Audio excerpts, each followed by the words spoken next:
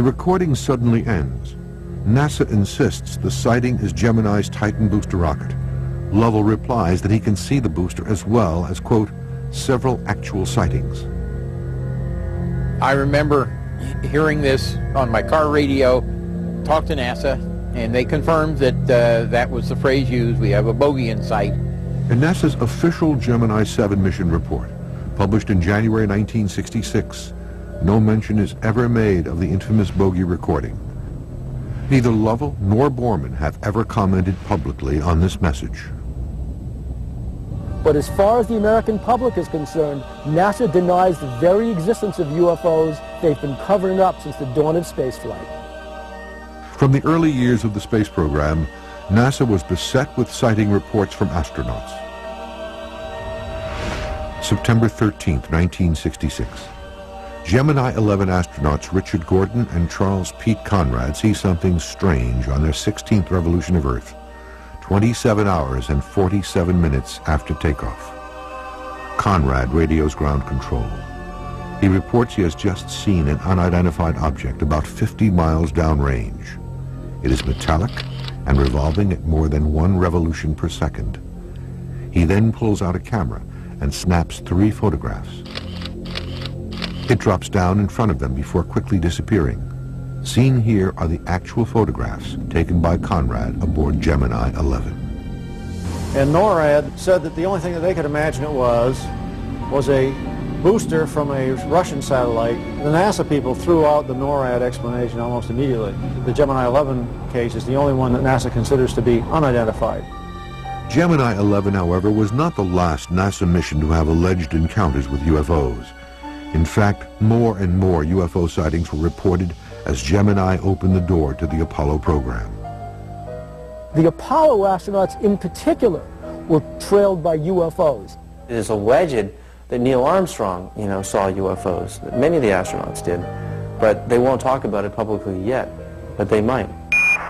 Listen, Tranquility Base here. The Eagle has landed.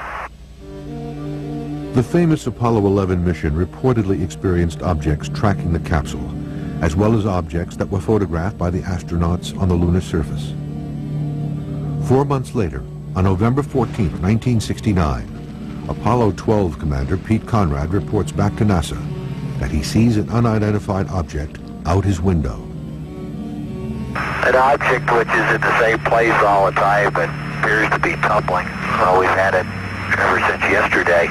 It just seems to be tagging along with us. While the object is widely considered to be debris falling from the booster, many researchers remain skeptical. They suggest such an object would be incapable of tracking a fast-moving space capsule for an extended period of time. As the Apollo missions open the door to the space shuttle program, experts are convinced the door was also open to an increased level of UFO activity in outer space. In 1981, NASA initiates the Space Shuttle program, and with it, an unprecedented wave of UFO sightings, including astounding audio and video evidence. One highly controversial recording emerges from STS-29, a Space Shuttle Discovery flight on March 13, 1989. Astronaut John Blaha reports the sighting of something unusual. One of the NASA transmissions that wasn't successfully sanitized, back in 1989, one of the astronauts on a space shuttle said, "We're still looking at the aliens." It was as plain as day. The following recording was reportedly intercepted by a ham radio operator in Maryland.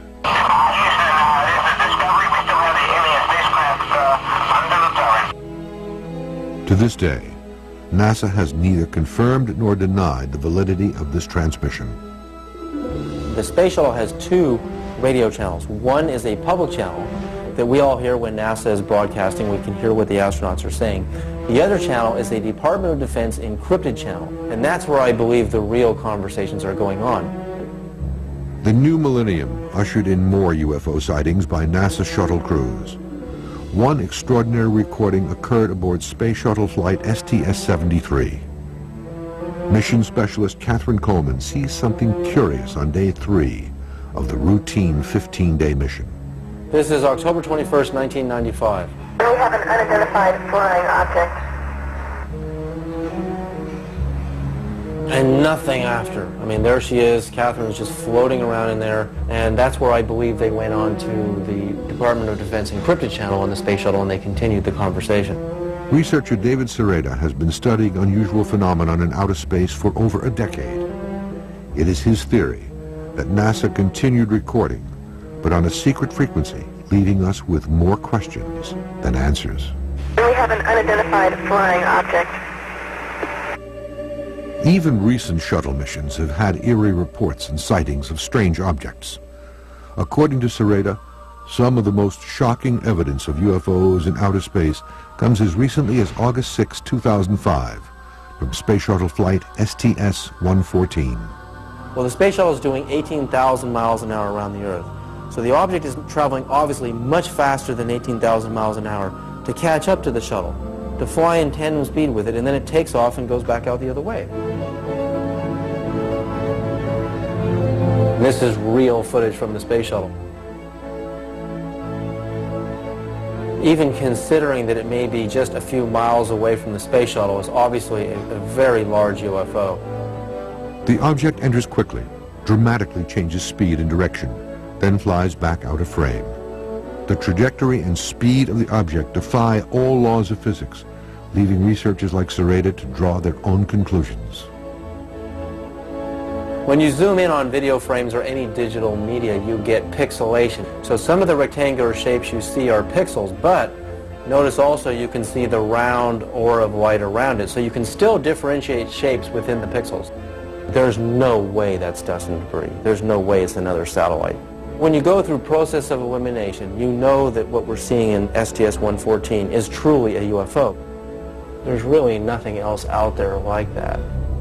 Since NASA does not comment on the topic of UFOs, the authenticity of space recordings and sightings cannot be officially confirmed, which leaves many questions unanswered. UFOs constantly trailed our spaceships around planet Earth, the space shuttle, but more importantly, all the Apollo, the Project Apollo spacecraft on the way to the moon. I think a lot of astronauts are going to start coming forward and testifying to what they have seen.